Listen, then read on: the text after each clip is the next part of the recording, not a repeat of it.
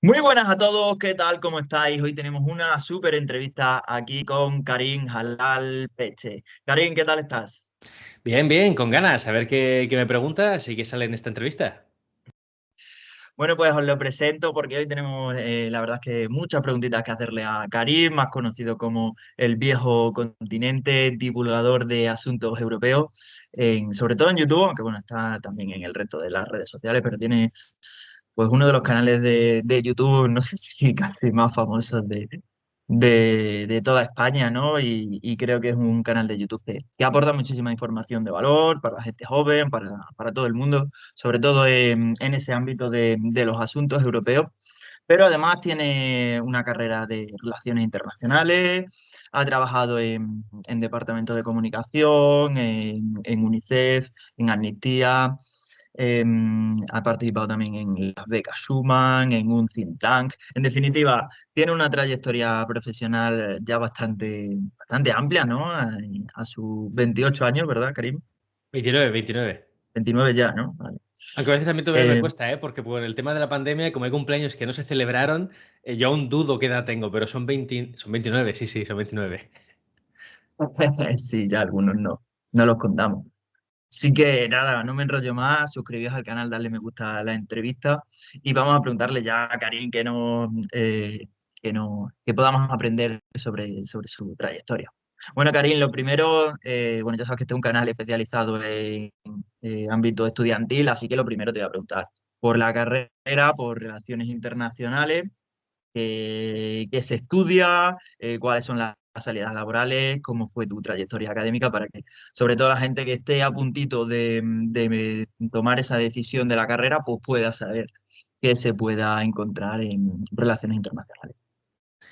Pues es muy buena pregunta porque yo tenía esa misma pregunta a los 18 años, que digo, a ver ahora a qué me pongo a estudiar y a qué me lanzo.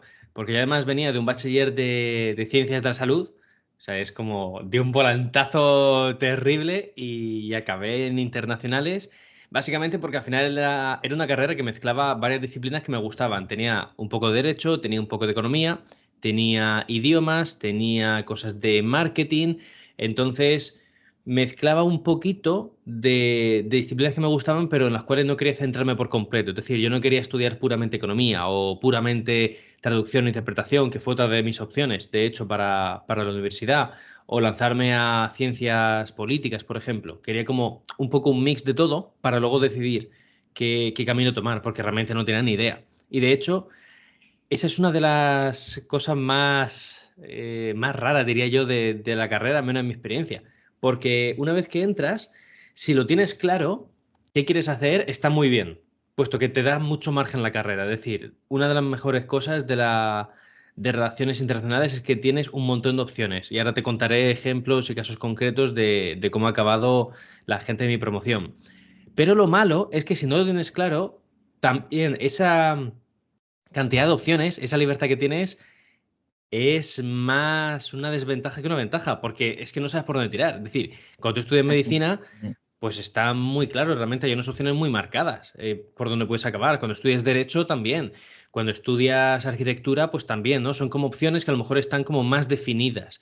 Pero cuando estudias algo como, puede pasar también en comunicación, por ejemplo. Comunicación es muy amplia y es como a veces muy abstracto.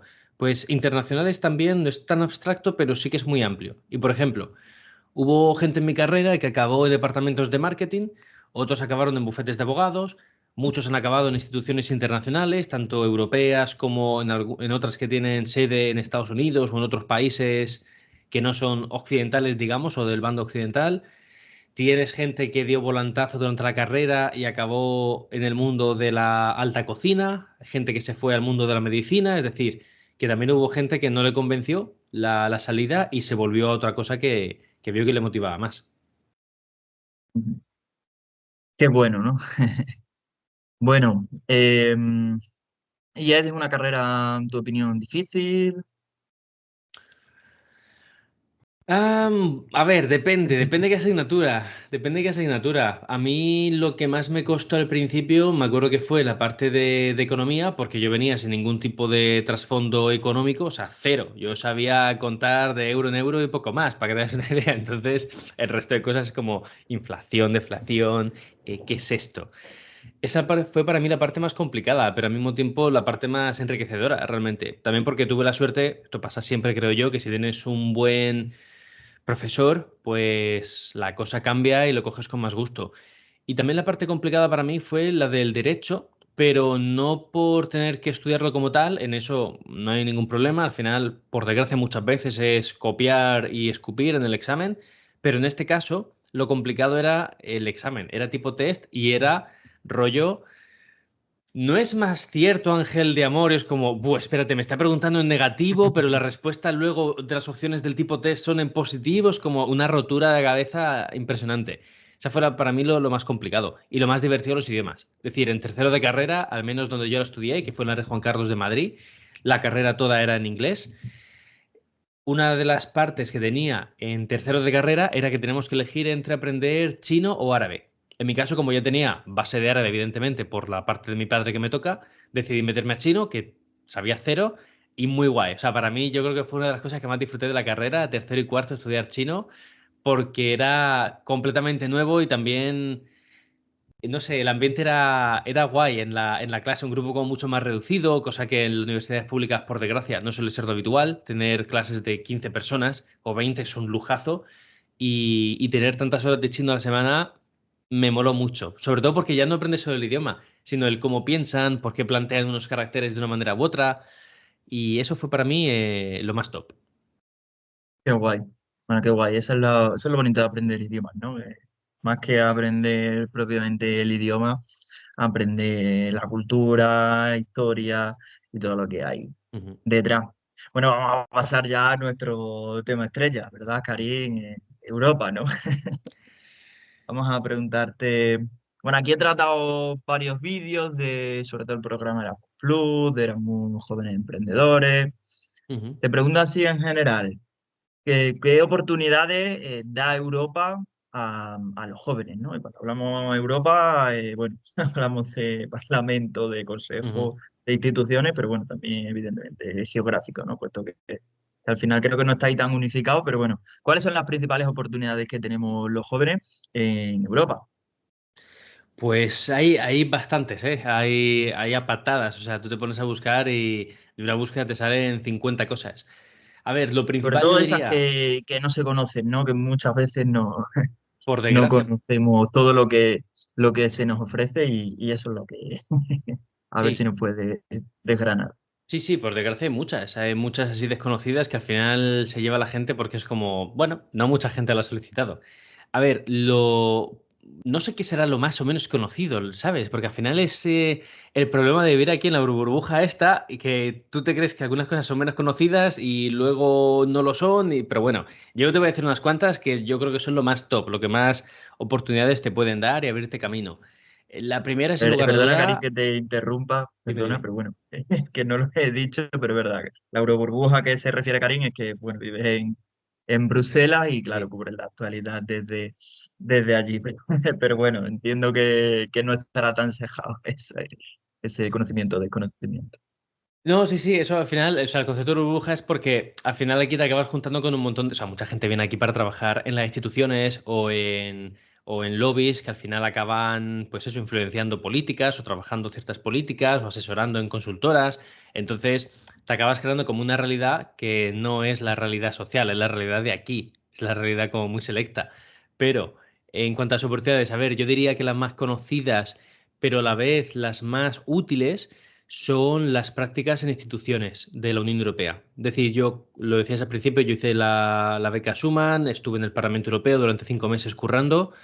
Al final son unas prácticas, pero son remuneradas, que esto en España es verdad que aún choca bastante, aunque por suerte veo que va cambiando la cosa. Y además es público, te pagan según en qué país lo hagas, porque no hace falta que lo hagas en Bruselas, lo puedes hacer en cualquier país de la Unión Europea, en cualquier capital prácticamente. Te pagan unos 1.200 euros, 1.300. Según el país varía, para adaptarse un poco al estándar de vida, digamos. Esos son 5 meses donde trabajas en un departamento y básicamente te enseñan cómo funciona el Parlamento Europeo y aportas realmente. O sea, no estás llevando papeles de un sitio a otro o preparándole cafés a alguien, sino que realmente te forma mucho. Para mí, ese fue el punto de inflexión en mi vida realmente, porque ahí también empecé el canal de YouTube, pero bueno, eso es otra movida. Pero hasta ese punto llega a Ahora te cambiar. preguntaré. Por eso, no abro mucho ese tema aún, pero hasta ese punto de decir, joder, estoy aprendiendo tanto, me está molando tanto hablar con gente, con funcionarios que llevan aquí 5, 10, 20 años, que aprendes una cantidad de cosas que en libros podrías adquirir, pero solo la parte teórica. La parte práctica es tela, o sea, es muy, muy, muy enriquecedora esa experiencia. Y no solo está en el Parlamento Europeo, está en todas las instituciones de la Unión Europea, en el Consejo Europeo, tienes también el Tribunal de Cuentas, Tribunal de Justicia, Comisión Europea, o sea, hay un montón de instituciones en las cuales puedes acabar haciendo prácticas. Y luego otro sitio donde es un poquito, no sé si decir más informal, pero donde tienen más opciones que no son solo como prácticas de 5 meses donde cobras y luego, ¡boom!, a tomar por saco. Pues ese sitio es el Portal Europeo de Juventud.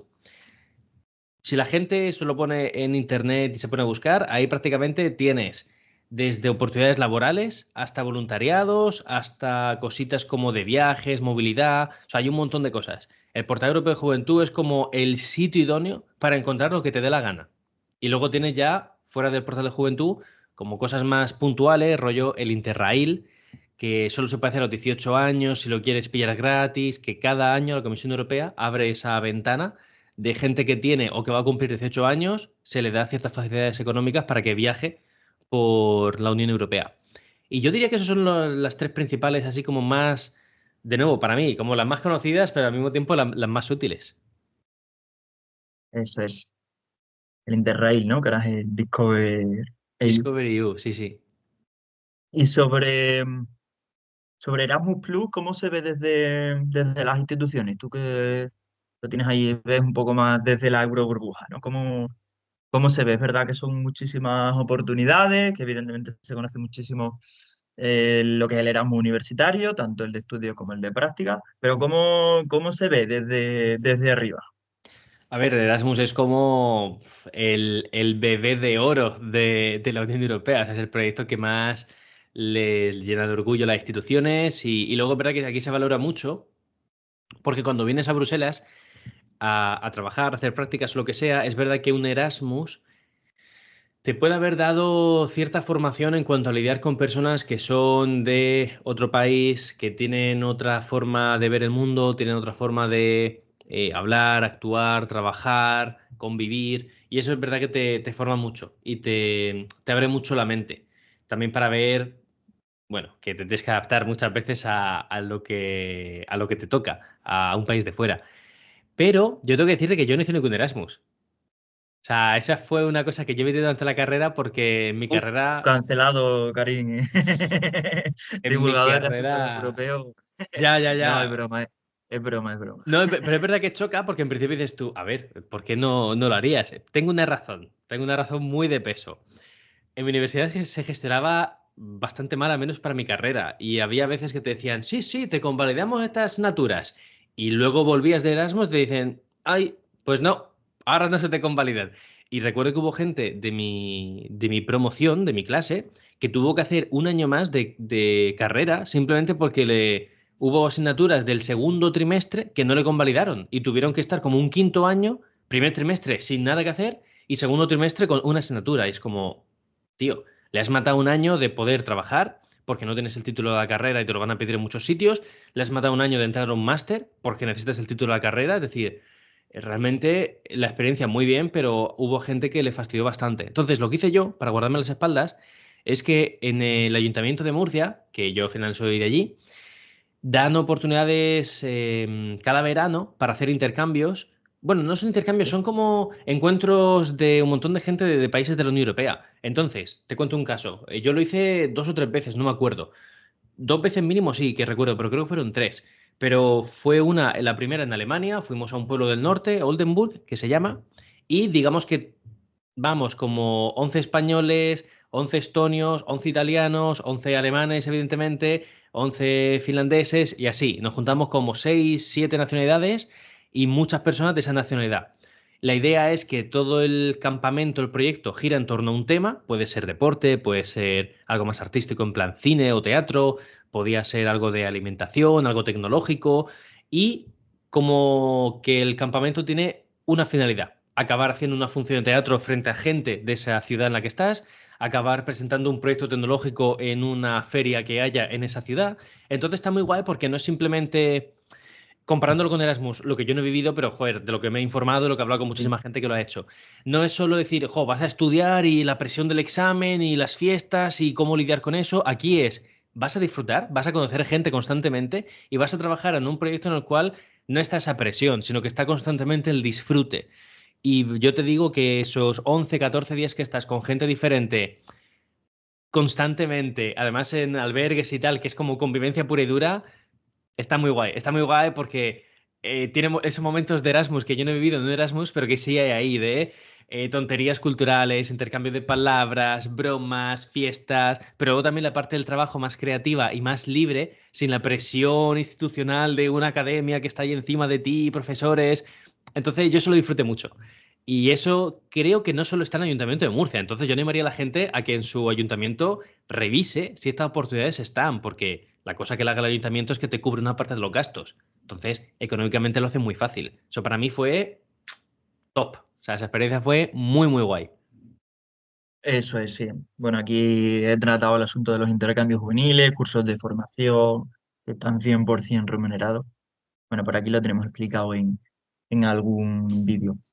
Te iba a preguntar también, Karim, bueno, ya me has dicho el tema de práctica y oportunidades profesionales relacionadas con Europa o con portales de empleo que se promuevan desde las instituciones. ¿Qué tenemos por ahí, no? Ponte en la situación de la gente que está acabando sus estudios, 20, 22 años, y no sabe qué hacer después de acabar los estudios. ¿Qué oportunidades nos ofrecen ahí las instituciones europeas? Muy buena pregunta. La más conocida, evidentemente, es acabar trabajando en las instituciones. Es decir, ya no solo de prácticas, sino intentar sacar un currito ahí. Y eso se puede hacer a través de oposiciones. Entonces, las oposiciones se llaman EPSO, EPSO, y en Internet, de nuevo, se puede buscar un montón de información sobre esto, pero básicamente son oposiciones en las cuales te acaban pidiendo una serie de exámenes no tanto de memorizar, sino más prácticos. Es decir, hay uno de lógica, hay uno que es abstracto, hay otro matemático, hay otro de situacional, es decir, te ponen un caso y tienes que elegir como la mejor opción de las cuatro.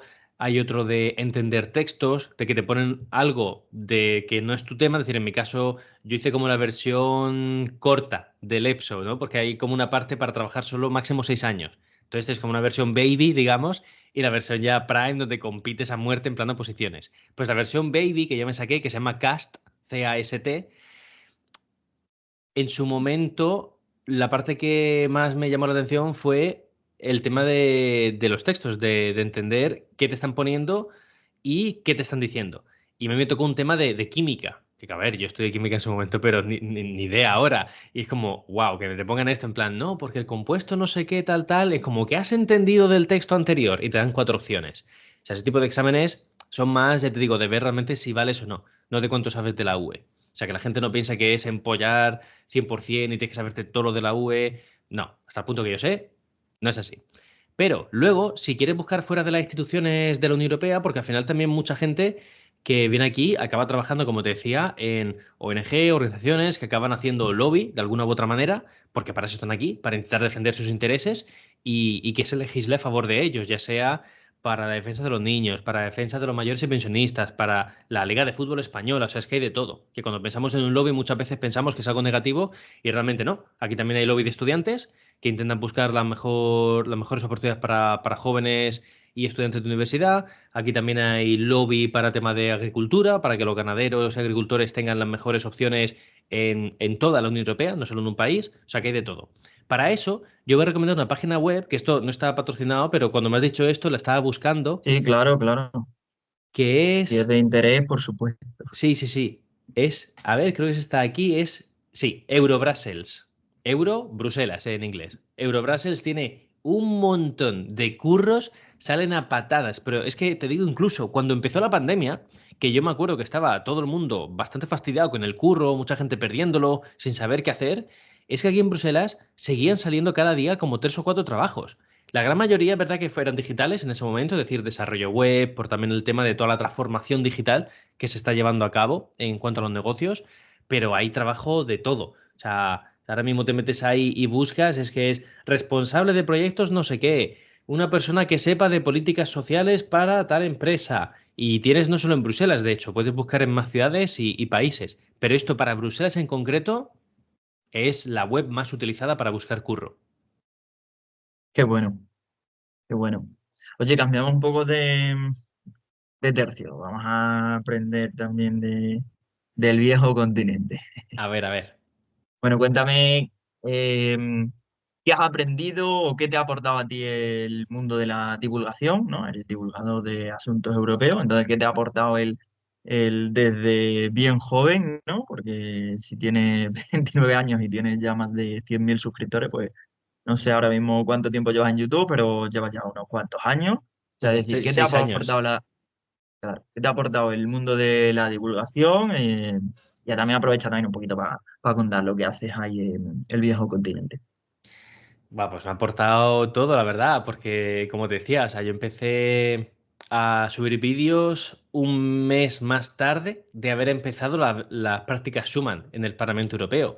Entonces, cuando yo abro el canal de YouTube, yo lo abro con el fin de, bueno, yo tenía una espinita y es que en la universidad nunca me había interesado la Unión Europea, la había tenido que estudiar, la había tenido que soltar en exámenes, pero no me interesaba, es decir, la veía muy compleja, la veía muy opaca, tenía una opinión muy sesgada de la Unión Europea.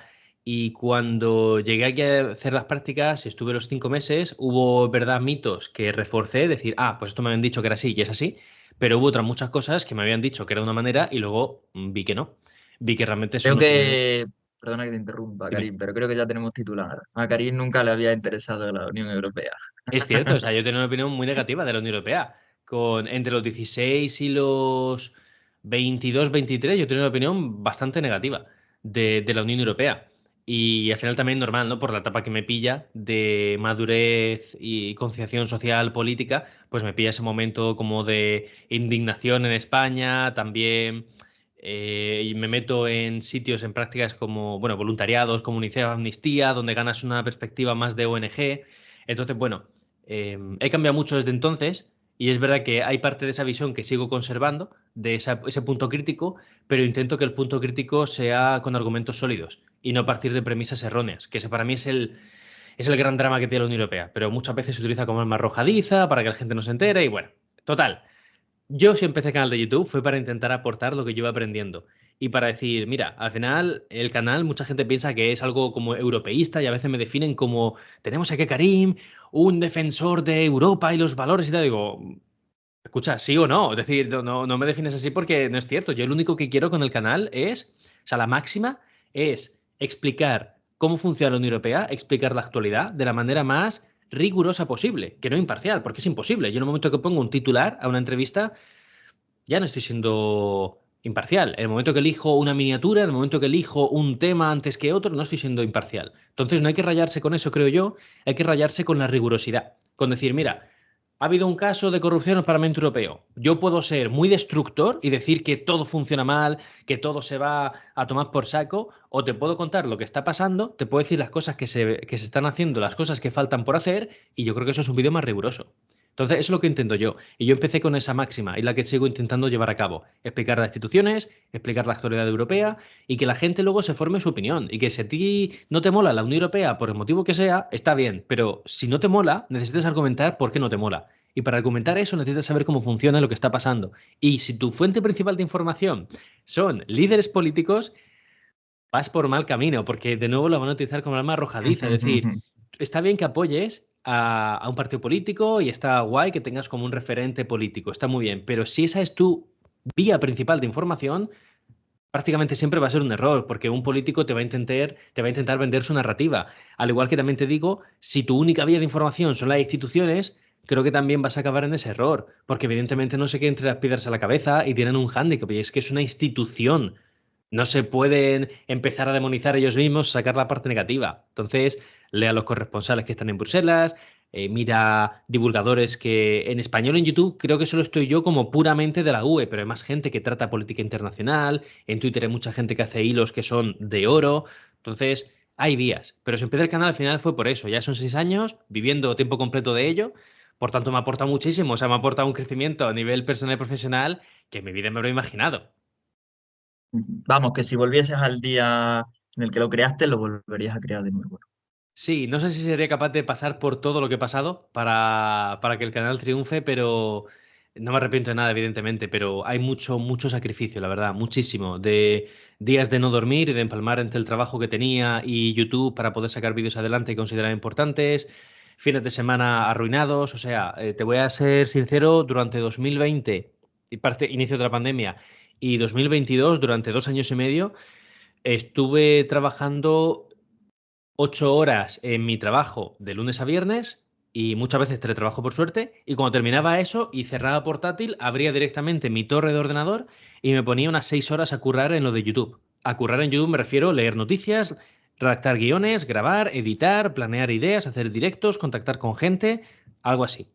Y al final estuve, pues, incluidos sábado y domingos, trabajando. Entonces, claro, durante 2 años y medio estuve como 14 horas de media currando al día. Eso fue sacrificar salud mental, vida social, tiempo para hacer deporte, para tener espacio con mi familia. Fue un sacrificio brutal. Entonces, de nuevo, no me arrepiento, pero no sé si sería capaz de volver a pasar por todo eso, también te lo digo. Valoro mucho mi calidad de vida ahora.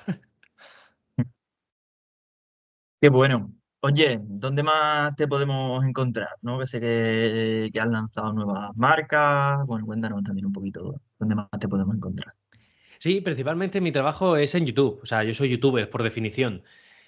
Y ahí, como te Pondré comentaba, los enlaces subo. abajo, por supuesto. Vale. Guay, guay, guay. El viejo continente, representando.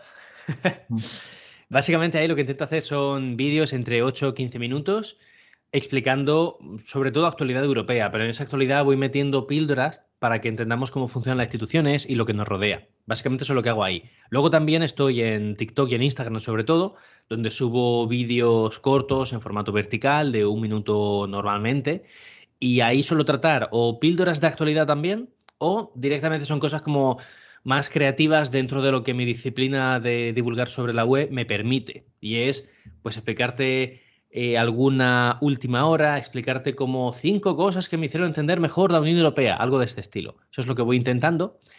Y luego ya tengo, evidentemente, también Twitter, LinkedIn, pero bueno, eso ya son como cosas que utilizo de manera más puntual, donde también hago algo de spam, pero más suave. Ahí no hay como una creación de contenido muy, muy a saco. Y eso es lo que hago. Y lo último es esto, la marca de ropa que saqué, Eurotype, que es básicamente una marca de ropa que gira en torno a la historia de Europa y de la Unión Europea. Es decir, yo aquí, desde que llegué, siempre veo que las instituciones, esto es un poco beef a las instituciones, de hecho, pero siempre veo que sacan la típica camiseta con las estrellitas de la UE, es como, vale, está bien, y luego ves que la gente va con la típica camiseta de I Love Paris, ok, vale, la típica sudadera de Venecia, dices tú, vale, pero como que falta algo, faltan diseños de que reflejen la historia de Europa o de la Unión Europea, es decir, no camisetas necesariamente europeístas, porque I Love Paris se podría considerar que es europeísta. La camiseta que pone Venecia se podría considerar que es europeísta. Entonces, una camiseta que ponga, yo qué sé, Bruselas me lo invento, pero con un diseño más guay, una camiseta que indique el inicio de la Comunidad Económica Europea, una camiseta que te refleje la última canción de Eurovisión. Bueno, pues son cositas que faltaban y eso está en Eurotype. Si la gente lo busca, como tal cual está escrito aquí, pues en internet va a la página web y ahí está todo. Ahí está. Pondremos el enlace también.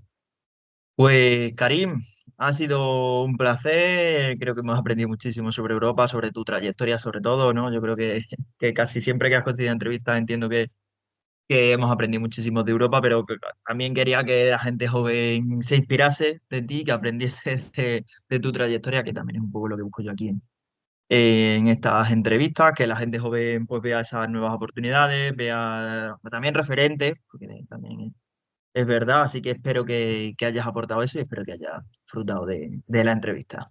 Sí, sí, un gusto, Javi. Muchas gracias, por la invitación. Y yo siempre que sea soltar chapas sobre la UE y movidas así, a tope, encantado. Eso ahí siempre te vamos a encontrar. Sí, sí, sí, siempre. Perfecto, Gary, muchas gracias. Espero que os haya gustado. Suscribíos al canal, darle me gusta al vídeo.